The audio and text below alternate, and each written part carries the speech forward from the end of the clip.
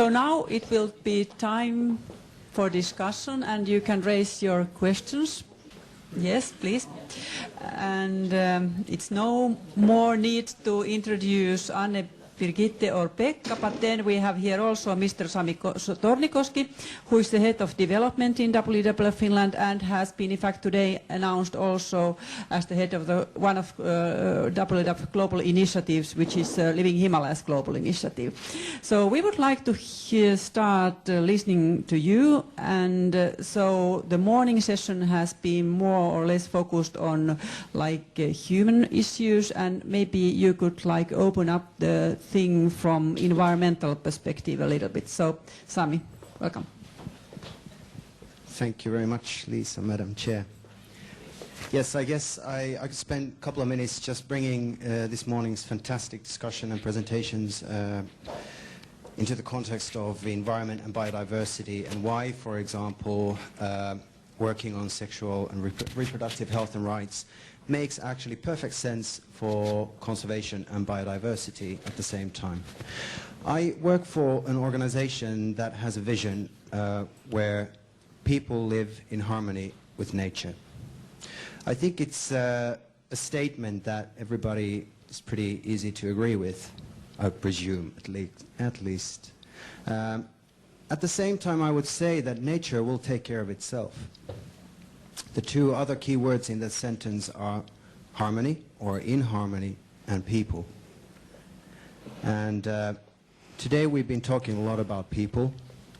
For us, in order to see that future materializing where people are living in harmony with nature, we need to focus on people.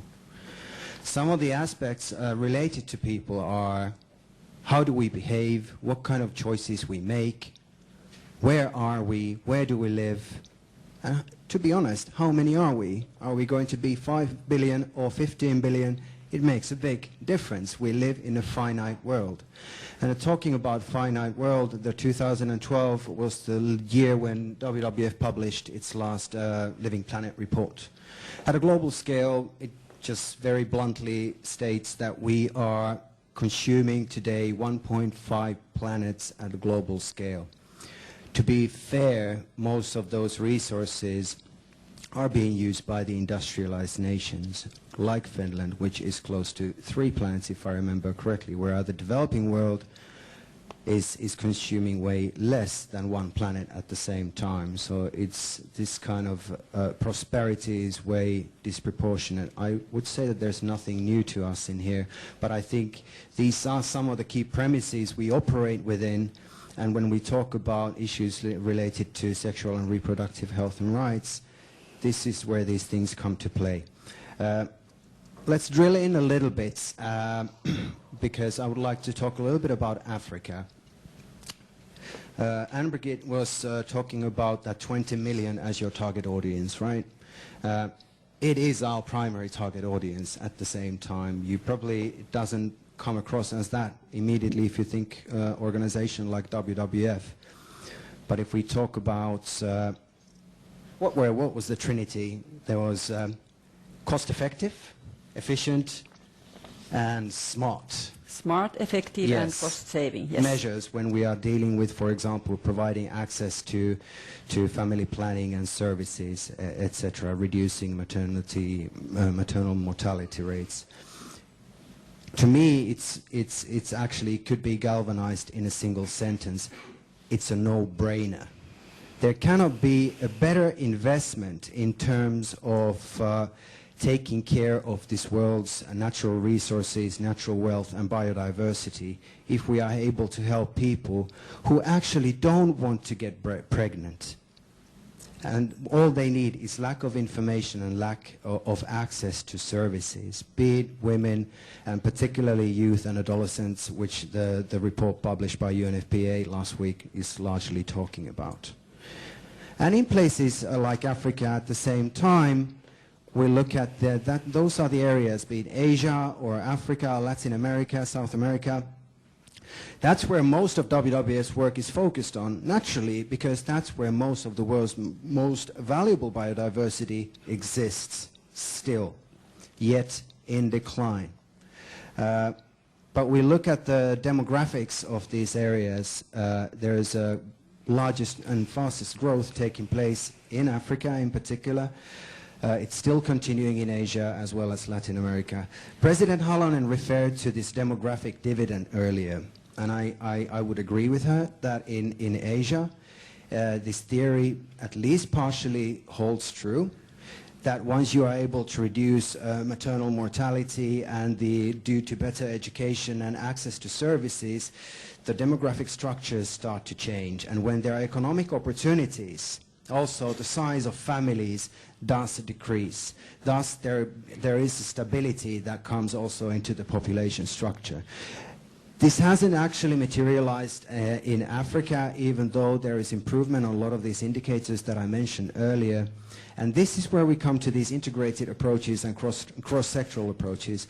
I would say that in Africa in particular, the success and this change, this demographic dividend hasn't taken place because there is a lack of other opportunities. So if you have a lot of youth that need to be empowered, that need to have opportunities for employment, hopefully green employment for that matter, and Brenton talking also about green economy as one of our priority issues that WWF's working on if we talk about the 3 dimensions of sustainability.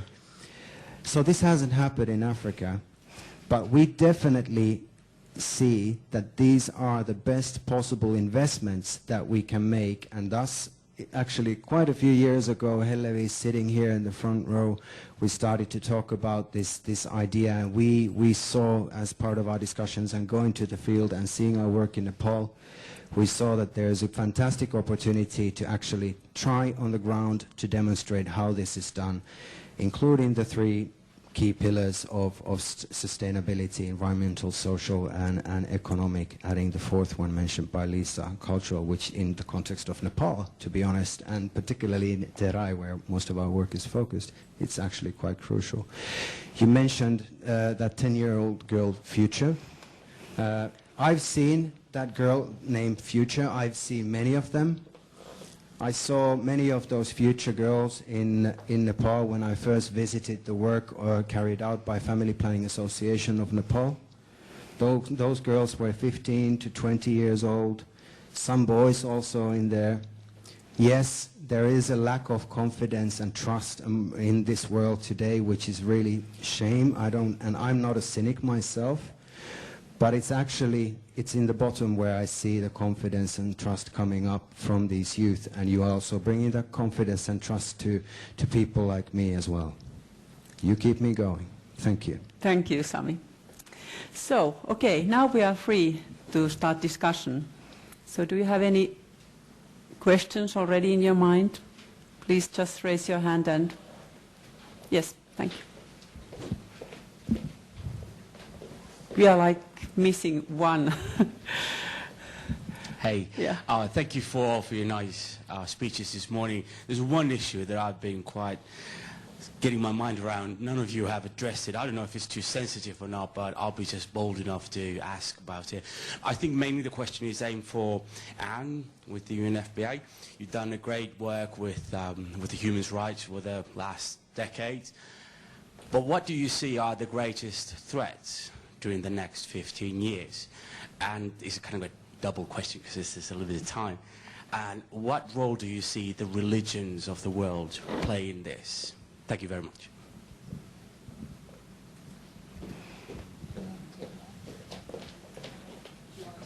No, that's okay. You can take it. Yeah. Okay. You know, I actually, I don't have many phobias, and I don't have phobias about religion either. I think religion in many, many instances play very constructive and forceful roles for change in society. I do think that some religions, even the Pope says that, has become obsessed with certain smaller issues rather than looking at the big picture and seeing how religion can be a force for good and a force for change.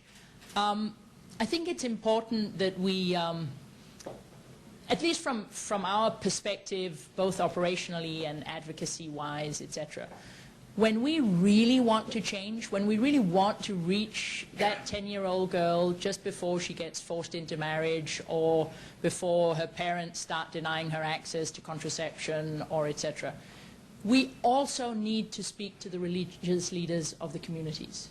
We need to speak to the Catholic Church. We need to speak to the imams, and we do that. 4 weeks ago, in Montevideo, maybe a little bit more, 6 weeks ago, in Montevideo in Latin America, the outcome of an intergovernmental debate about the ICPD is one of the most forward-looking agendas that we've seen, coming out of a group of basically Catholic countries.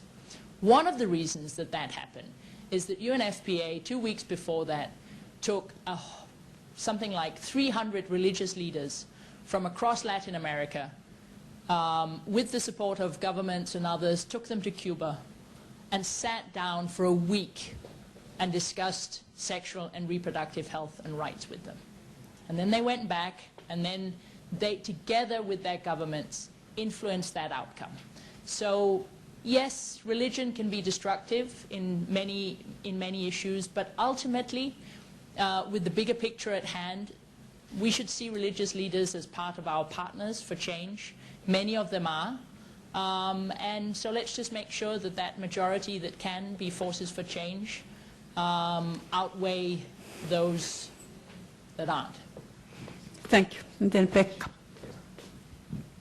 If I may just follow on what Ann-Birgit said there regarding some of the population issues which from a religious point of view can be sometimes challenging. So actually we are facing this discussion also within the European Union already. So it's not, we don't need to go further.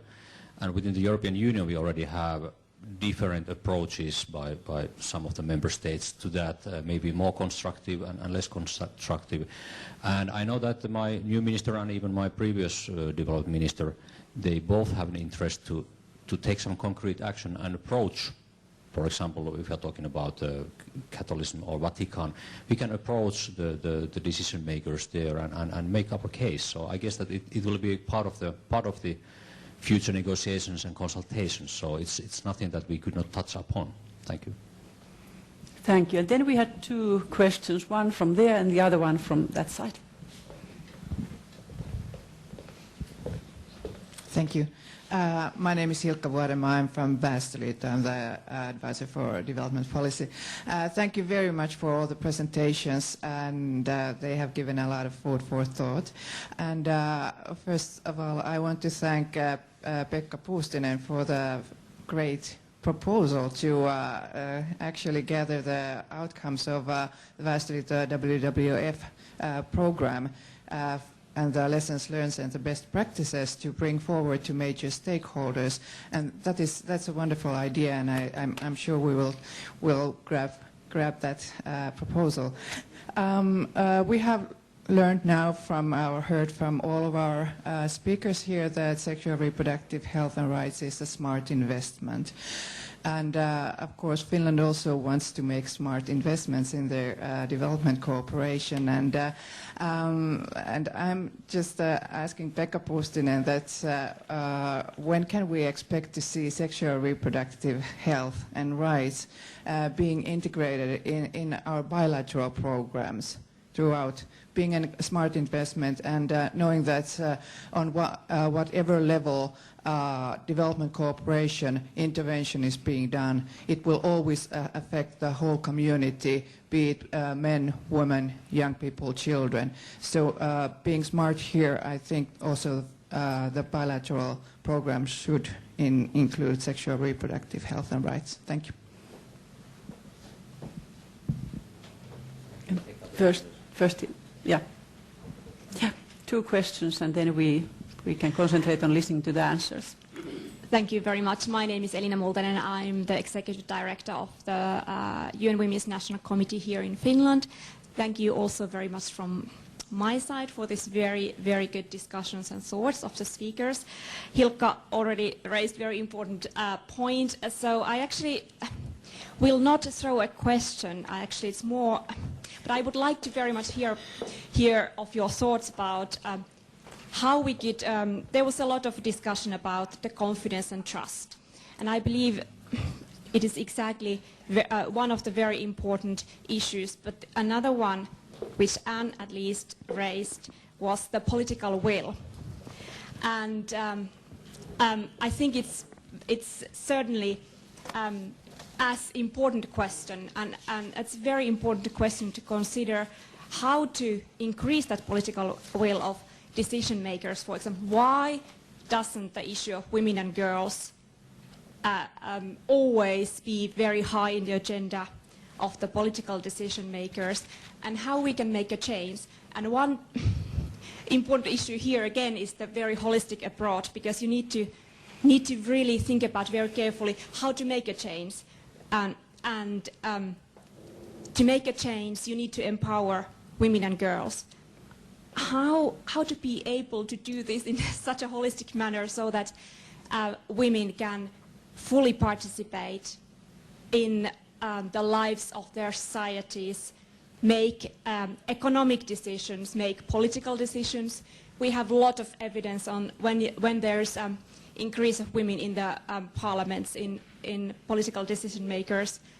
You can immediately start to see a big change in investments in education, social issues. And this is, I mean, it may not be a direct question, but it is a question.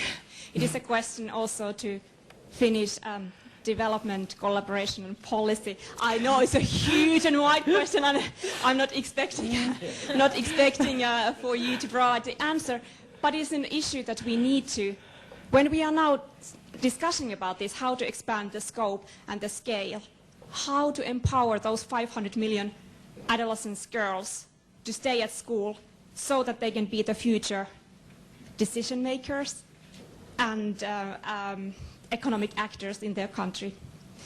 Thank you. I know it was a little bit unfair. So who would like to start? Maybe Pekka. Thank you so much for your trust and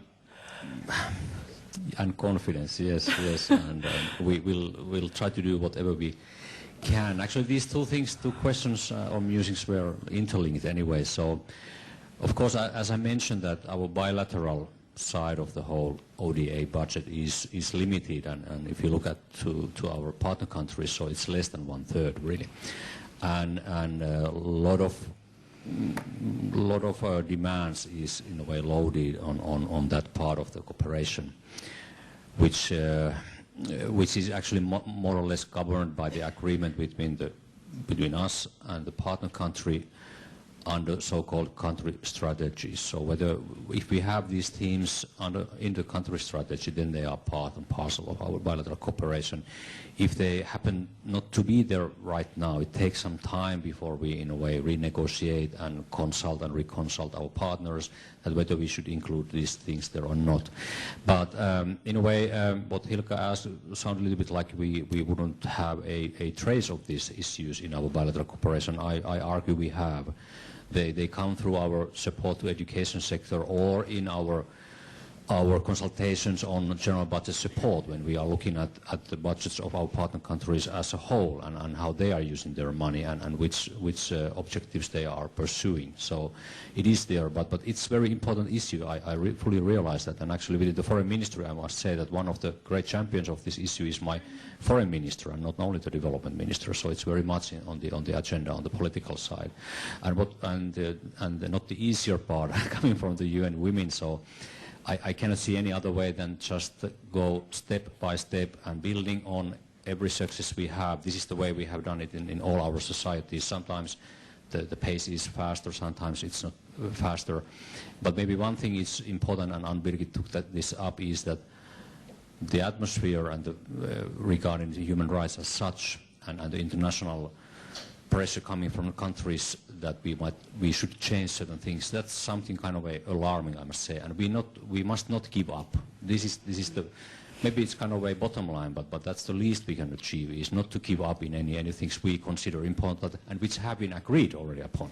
It's not renegotiating something we have already agreed internationally, but I see pressures mounting on all those things. Thank you. Ann-Birgit. Yeah. Sorry, I'll give it to you afterwards. No, I think the real key.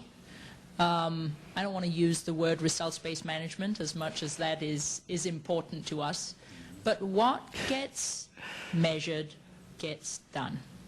I think the MDGs are an enormously powerful evidence that we can move the world.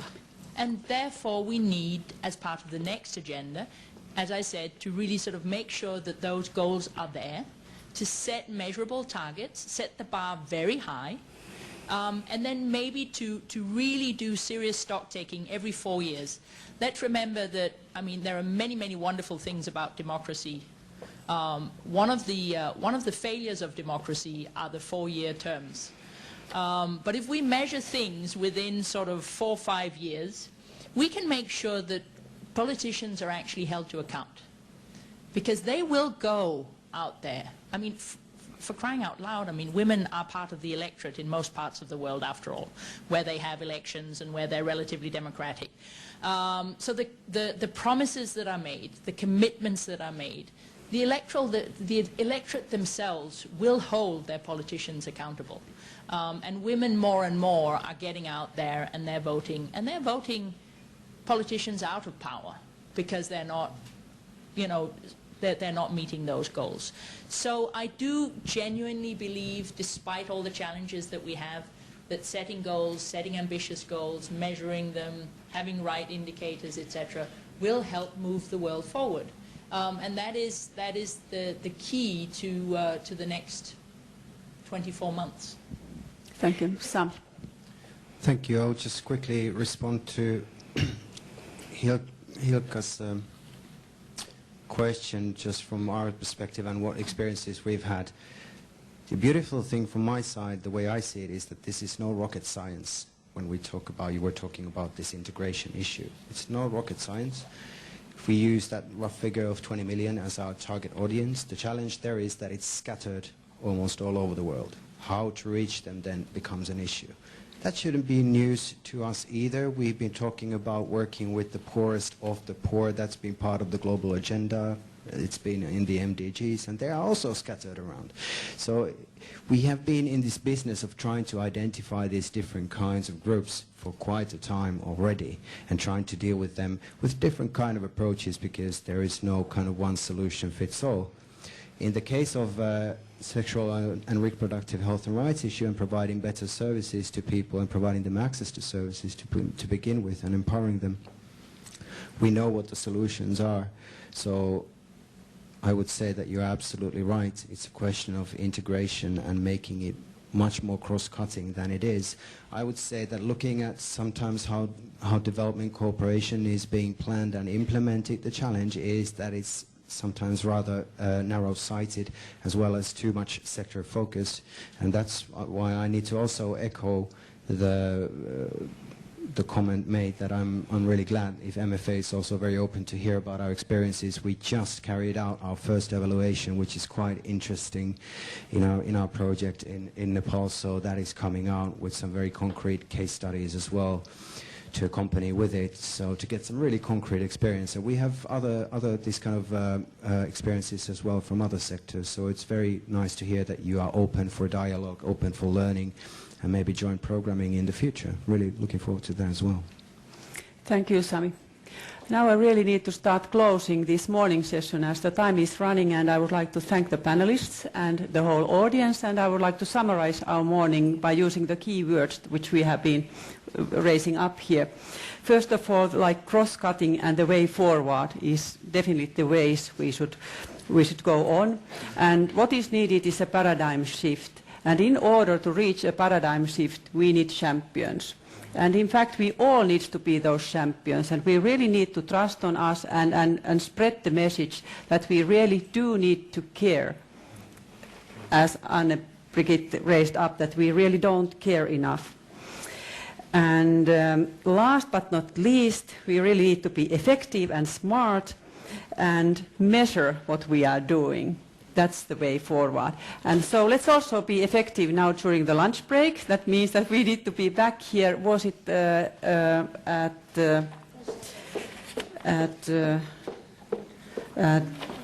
2 p.m. or? Yes. 1:45. 1:45. Okay, thank you for the morning session, and I look forward to seeing you 1:45. Thank you.